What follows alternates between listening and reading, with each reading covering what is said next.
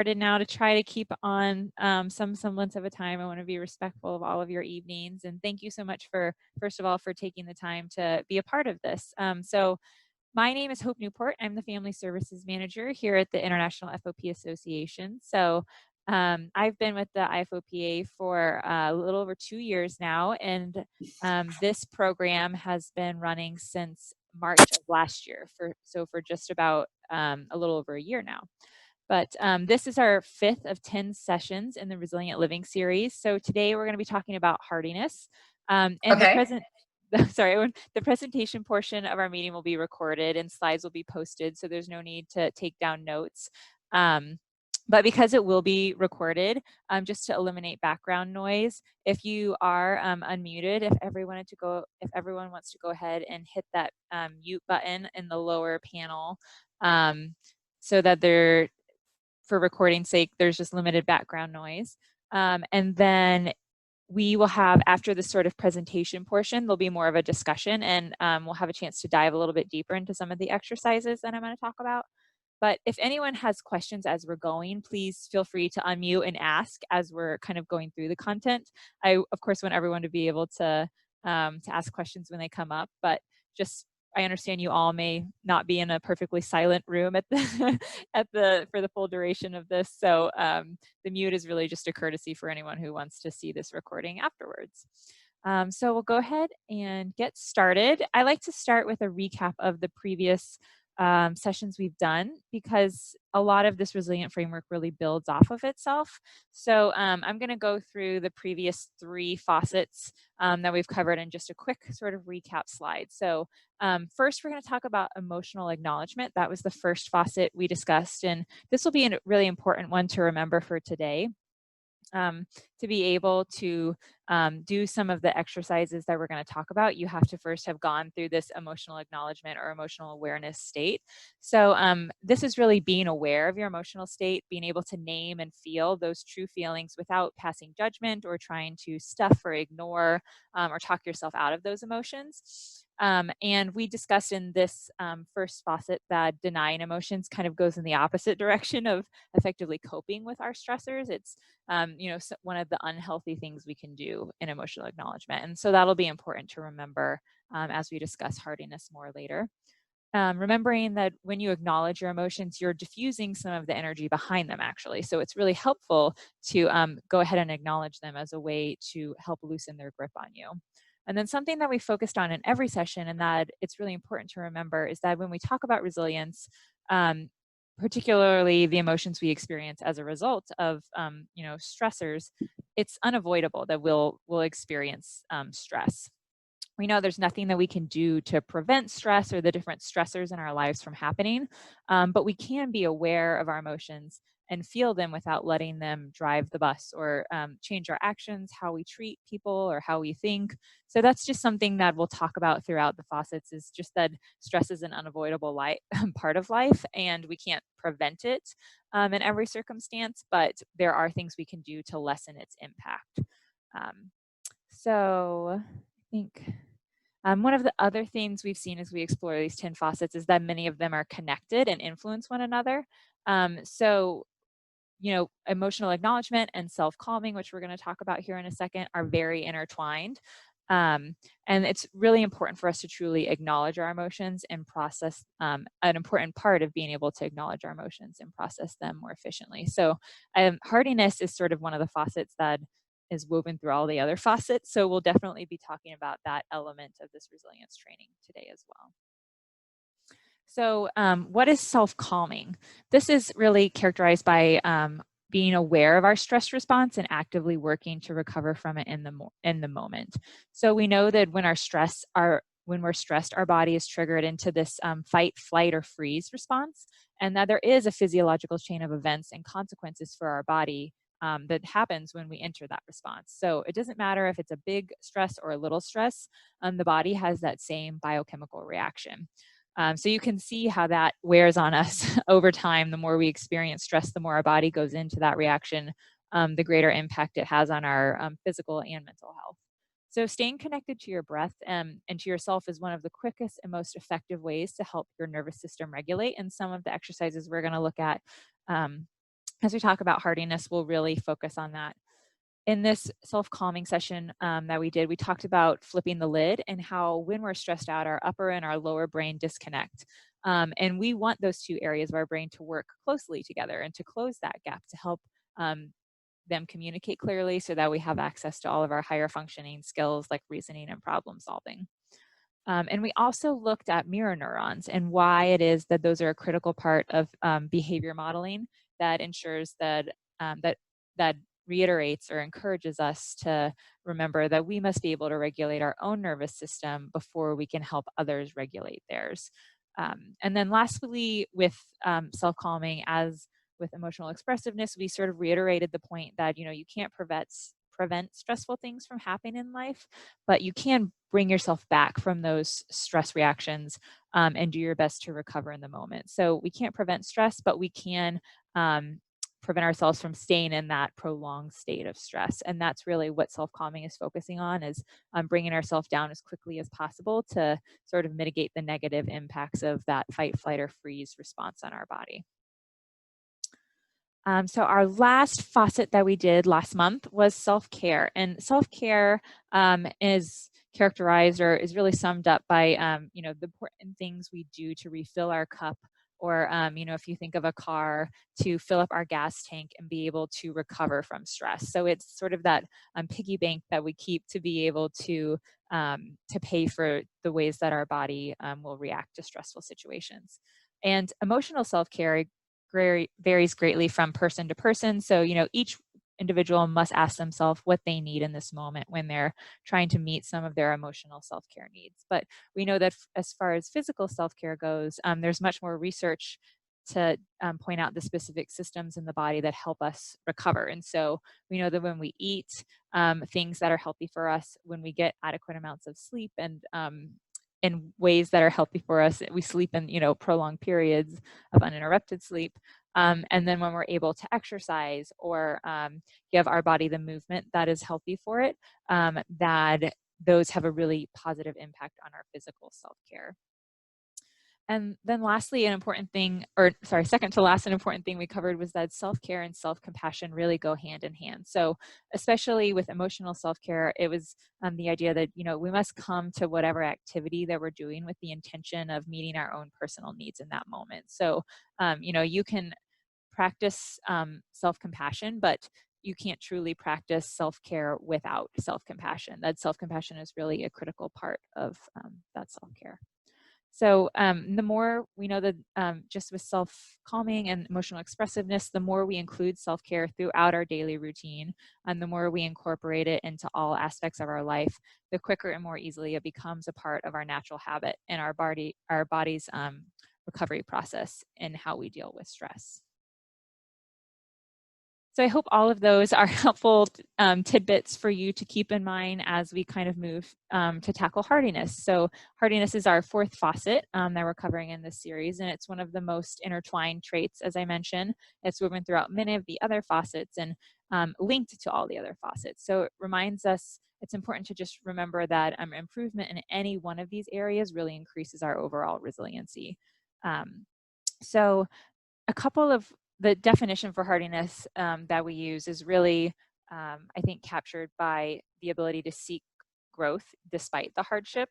So some people will think of stress-resistant plants. I think when you're a gardener, maybe that's the way you associate hardiness the most, is through plants. You know, you want to get a stress-resistant plant that can withstand hot temperatures or you know, prolonged periods of drought or something. So that's something that a lot of people think with, is what kind of plant can I get that will be able to withstand all of these things.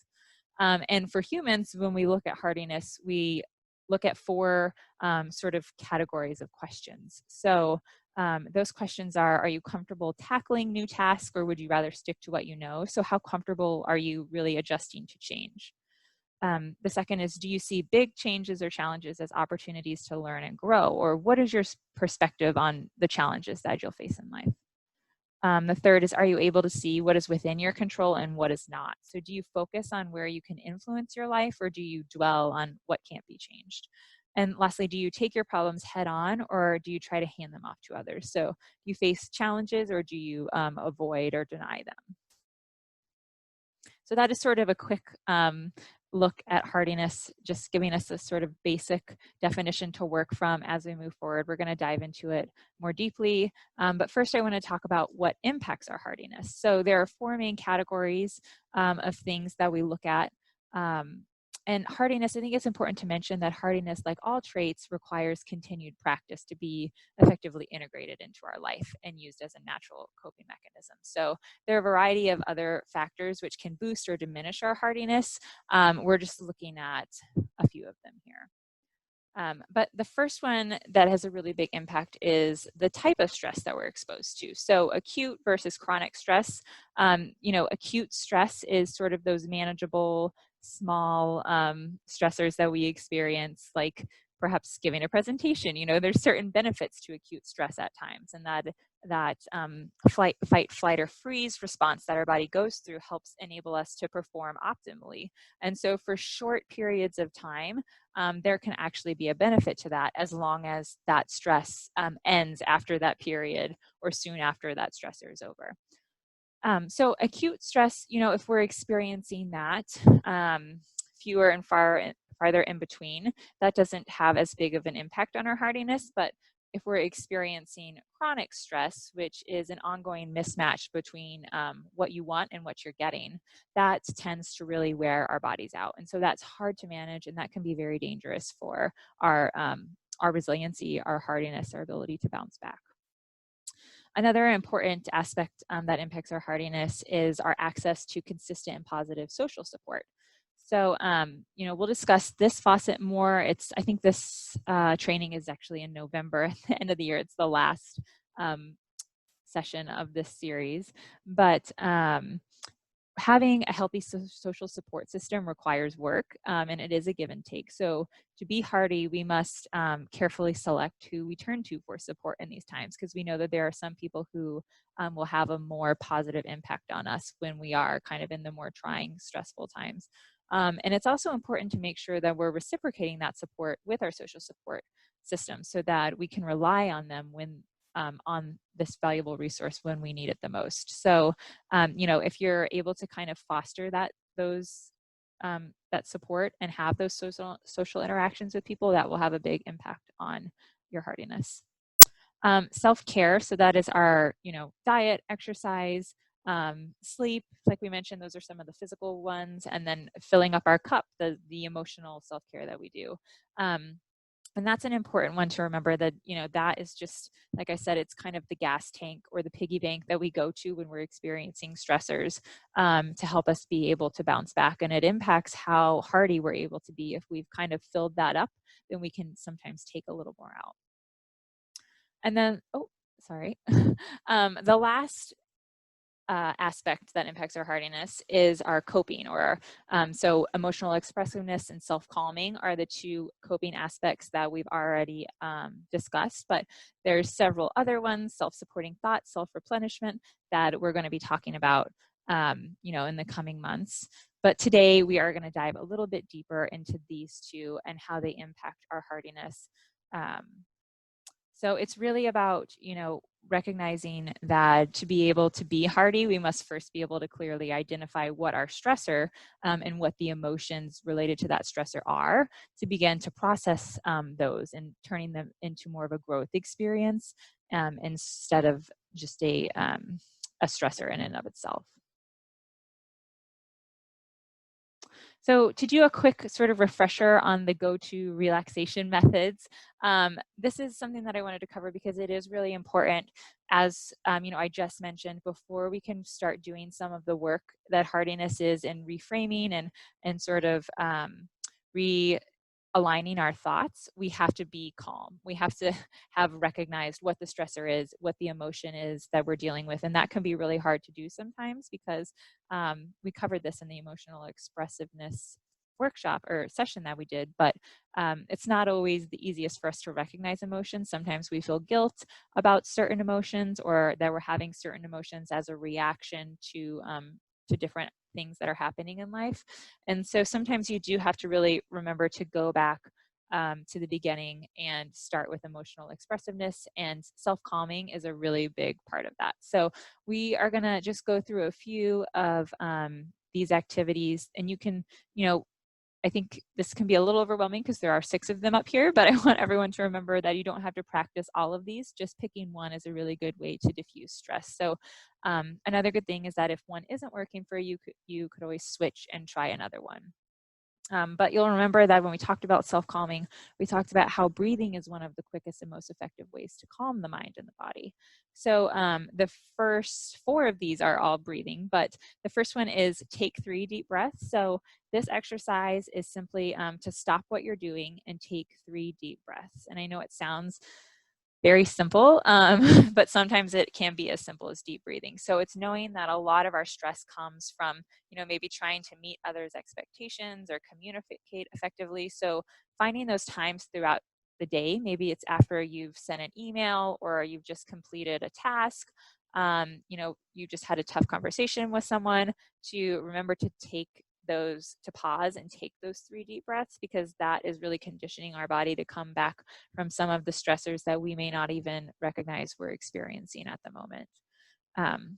So it is, and I think deep breath is relative, especially for the FOP community. I know that some members in the community have a little bit more lung restriction, that taking a deep breath is not as realistic for them. So it is, relative to you, but just trying to take a breath and calm your body. The next one is positive self-talk. So this can be anything that is sort of a short and sweet phrase that resonates a sense of calm. So it could be, I got this, whatever happens, I can handle it. It's going to be okay. But the important thing is that you pair this phrase with a breath. So, you're going to say this encouraging phrase to yourself, this positive self-talk, in the moments where it could just be throughout the day, like I said, answering emails, or it could be something that you can go to really easily when you're experiencing a more noticeable stressor. But to say that to yourself, I got this, and pair it with that breath, and that helps train our brain that when we hear this phase, maybe it's easy for us to kind of talk to ourselves and repeat these phrases. But when we hear this phrase, we're going to tap into that sense of peace, and we're going to remember the breathing that we've done when we are saying that phrase. And as we practice it over time, it just becomes more and more natural for our body. So breathing into muscle tension is the next one. This is going to be, also tapping into our sense of where we may be holding our stress. So with emotional expression, we know that the stress a lot of times kind of manifests in a different part of our body. So where is that particular emotion surfacing in our body? Is it in our jaw, our neck, our shoulders, or our back? I'm just really focusing on that one area and taking a deep breath to start. And then on the next deep breath, we're going to picture sending that inhalation right into that tight muscle. And then as we exhale, we're going to focus on exhaling that tension away. So each time you do this, you focus on that area of tension, and you should, focus on feeling a little bit more of letting a little bit more of it go with each breath that you take. Gratitude breathing is thinking of someone or something that makes you feel supported or safe. So this could be a pet, it could be a person or a place. And it's going to be, kind of meditating or thinking on that person, place, thing, and breathing in and out, and really focusing on letting your heart feel those feelings of support and sink in with each breath that you take. So those 4 are all more breathing geared exercises, and those are, like I said, breath is one of the easiest and most effective ways to kind of calm our body. So there's a reason why there's more of them than the other ones, but there are a couple that are not breathing related. Just this one is focusing on one thing in this moment. And this is really about kind of giving our brain a break. It's saying that all I need to do is focus on one thing. Just finish one small project, go get a drink of water. It's really just kind of cutting off the multitasking and the sensory overload that's so common in our culture, and just focusing on one simple thing. And when we do this, it gives our brain the opportunity to pause and just rest, because we may forget that a lot of the times we're functioning on sort of multitask overdrive and our brain is processing way more things than we realize. So when we take a minute to stop and really focus on just one simple thing, a bodily need, going to the bathroom, getting a drink of water, not getting distracted by 5 other things when you go to do those, gives our brain the permission. It's sort of about giving ourselves the permission to tune out other sources of distraction and give our brain that pause and rest. And then the last one is grounding or engaging senses. Grounding and engaging your senses is sort of the same thing, but one example of this is the mindfulness 5, 4, 3, 2, 1. So it's picking out, 5 things that you see, 4 things you can touch in your environment, and really going through this list, taking this little mini break to focus on very simple things that are so sensory oriented, and that helps ground us. Also, just focusing on feeling our feet on the floor. If your feet can't touch the floor, wiggling your hands or fingers. Maybe it's leaning against a doorway or a wall. Or really just focusing on our weight in a chair. Tapping into this sense of touch as one of our senses is a good way to kind of bring us to our present moment and remember that we're here. We're not in the past, we're not in the future, or with any of our stressors that lie in either of those 2 places, but we're here in this moment. And there's nowhere else we need to be, because here we're safe and here we are supported. So by kind of bringing ourselves to the present, it's decreasing the stress of all the other things that we may be thinking about for the future or the past. And then engaging the senses, I think, is also really helpful if breathing feels too difficult of a starting point. Some people, just taking a deep breath and thinking about something is a challenging thing to do because it forces us to calm our mind and our body pretty quickly. But I think by focusing on the senses, it can still give us something that's a little more task-oriented. So this can be a good starting point. The grounding and engaging of our senses can be a good starting point for someone who maybe struggles a little bit more with the breathing exercises as a way of self-calming. So these are, I just wanted to kind of quickly recap some of these as something that is really important, obviously, as a component of hardiness for us to be able to move forward to some of the deeper things that we're going to talk about. And the next slide. So why is hardiness important? We talked about this, with each of the previous facets about why emotional expressiveness or self-calming is important when we talked a little bit more in depth about the fight, flight, or freeze response. But why, when we focus on our hardiness and our ability to cope with the stressors in life, it means that we have less medical problems, symptoms, less psychological problems and symptoms, and we have less denial and avoidance, which I also said as a part of emotional expressiveness is really one of the most negative things we can do for our resilience in the way that we cope with our emotions. But the real benefit of hardiness, or why we do it, is because it brings us so many more opportunities for growth and strengthening. So I just like this quote. I think it's a good example. It kind of encapsulates one of the things about hardiness that is really, it's about finding the positive. We can complain because rose bushes have thorns, or we can rejoice because thorns have roses. So we're going to talk a little bit more about how you get to that sort of perspective. And there are 3 main components of hardiness. Those are commitment, control, and challenge. So just a reminder that hardiness fluctuates over time, and it's not an all or none concept. You're not, if you're not practicing commitment, control, and challenge all at the same time perfectly, you're not failing hardiness like resilience at all.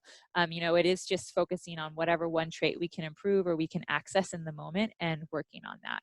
So these 3 C's of hardiness do help us develop some skills that over our life, as they become more and more natural, have real benefits to how we solve problems or address stressors. So being able to clearly evaluate a stressful circumstance, continually being able to develop a sense of what can be done to learn from those stressors and to increase our capabilities, and increasing our persistence in carrying out what has to be done. Or what we've learned from previous stressors are all, some of the benefits of practicing these 3. So commitment is, someone who is kind of living out this aspect of hardiness is a person who works hard and gives their best effort. They have curiosity about what is happening to them as opposed to a feeling of alienation from people or environment. So a couple of the questions you might ask yourself is, most days, do I feel like life is interesting and exciting? Do I wake up eager to take on life and where I left off, whether it was a positive or a negative starting point? So really, by staying curious about what is happening and seeking support versus sinking into despair or isolation, we're able to kind of hone this. And those who experience this a feeling of involvement or of commitment in their daily task can identify more of a sense of purpose in the activities they carry out. And it really allows us to give our best and remain engaged even when times get tough. So to practice commitment, it's helpful to have involvement in work, with family, community or religious groups, and of course with friends or our social support. Those things all help give meaning to our lives. And it creates importance for that person and adds purpose to their life. And so when we have these aspects of commitment, it motivates us to put more effort and to create more goodness and meaning in our life. So, it seems like a very basic thing that by having a job, you would feel like you would put more effort and meaning in your life. But any of these, different sections here in this first circle can really have this profound impact on our ability to have a higher goal or value in what we seek out in life. So control is the next aspect of hardiness, and control is demonstrated by people that feel that they can influence life events and their surroundings. So they have a strong sense of what can make things happen, and they do not feel victims of circumstance. So a few questions you could use to gauge, if you feel like you have a strong sense of control is, when you make plans, are you certain that you can make them work? Whether they work out positively or negatively, do you think that that plan can be a positive for you? Despite what happens, do you feel that you can control your destiny? So it's really about identifying what is within our control and putting these efforts and putting in our effort instead of feeling helpless and powerless. And this requires us to trust that our efforts can make a difference, even if all we do is change our attitude or our perceptions. So this experience of a sense of control in life is really about ourself as opposed to outside influences like people or our environment. And an important part of this is letting go of the things we can't control. So it's really about focusing on the piece of our situation that we can control. So their locus of control, I think most people have heard of this, and there are studies that have shown that how much control we perceive we have over a stressor influences how difficult it is for us to cope with that stressor. So there's two types of control, internal and external control, and there are very real benefits or cons to each of these. So for internal, we know that an person who uses internal control or internal locus of control knows that they can't influence all of the external events in their lives, but that they have a sense of choice in how they react. So they perceive themselves as responsible for certain occurrences and having some influences over an event. And so you can see that gives us confidence in our ability to create change and to create our own future. And then contrarily, external control, people who, focus on this locus of control believe they have little or no control over what happens to them. And it is due to fate or destiny that they won't necessarily be able to influence it. So you can probably understand how with an internal locus of control, your attitude generates a higher motivation. You're willing to put forth more effort and perseverance, and you're willing to take more risks. So success is more likely when any of these qualities are present. Sorry. The third C is challenge. So challenge is understanding that people see difficult situations in life as a challenge rather than a disaster. And that these challenges are really an opportunity to learn, grow, and become a better person. So this is where we kind of look at, how do you view changes in your routine? Do those provoke you to learn and grow? Or how do you handle the unexpected problems in life?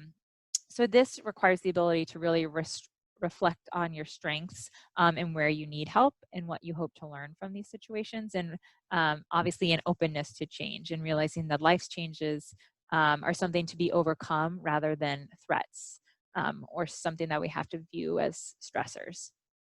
And a big part of being able to do this is not ruminating on the challenges that we experience. So we know that when we ruminate on negative thoughts, it intensifies that thought, and it also prolongs the experienced threat. So this image here on the right of the little kitty and dog, there's a quote that goes with it that is, worry gives a small thing a big shadow. So ruminating on our thoughts is really amplifying the small thing and creating this bigger threat out of it.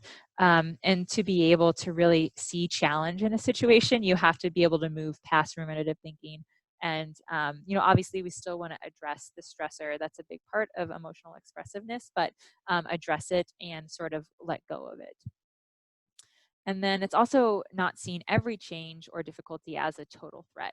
So it is having some of the perspective to realize, what stressors in our lives are really a threat to us, and being able to limit the amount of times that we're going into that stronger fight or flight response. And then lastly, also challenge requires a shift in perspective. So it is forcing ourselves to see something that maybe initially does feel like a threat, and kind of resituate it as something else. So this phrase, growth is the process of responding positively to change. I like it because it acknowledges that change, can go one or two ways. We can have a negative response to change or a positive response to change. But when we do take the positive path, we experience all of this growth as a result. And so the next thing we're going to do is I want to kind of go over these exercises, not in depth or not walk through them. We'll have some time to discuss that more at the end, but just to go over them to give people a little bit more framework or idea of how one practices hardiness. So situational reconstruction is really about thinking of that stressful situation that you're going through. So pinpointing one, taking it and trying to visualize how that situation could get better. So when you identify the pieces of it that are within your control, and you kind of imagine the increased likelihood of it getting better, what are the different facets or the different specific tasks that you're looking at? Are you talking to someone about your feelings? Are you asking for help? Are you doing other little things to help adjust your perspective?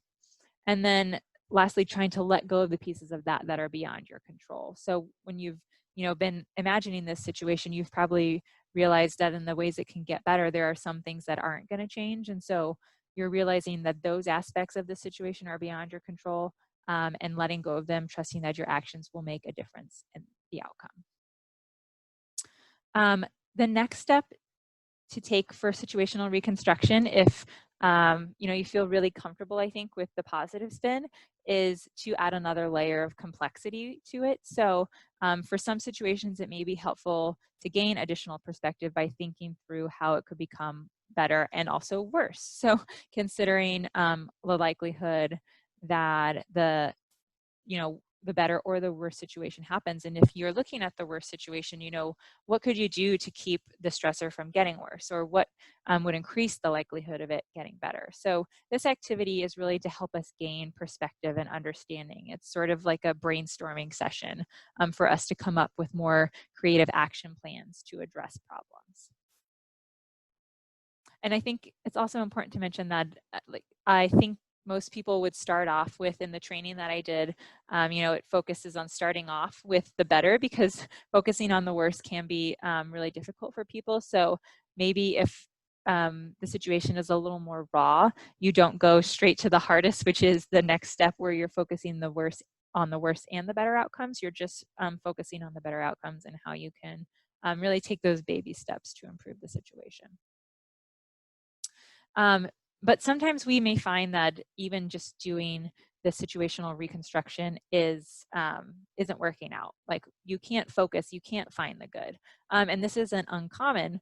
There are painful emotions that we have that can really stifle our imagination or our problem solving. One of the things we talked about with flipping the lid and emotional expression is that there's that disconnect between the two areas of our brain, and we can't access our problem solving or rational thinking when we have flipped our lid, or when we are still reacting in a very instinctual way.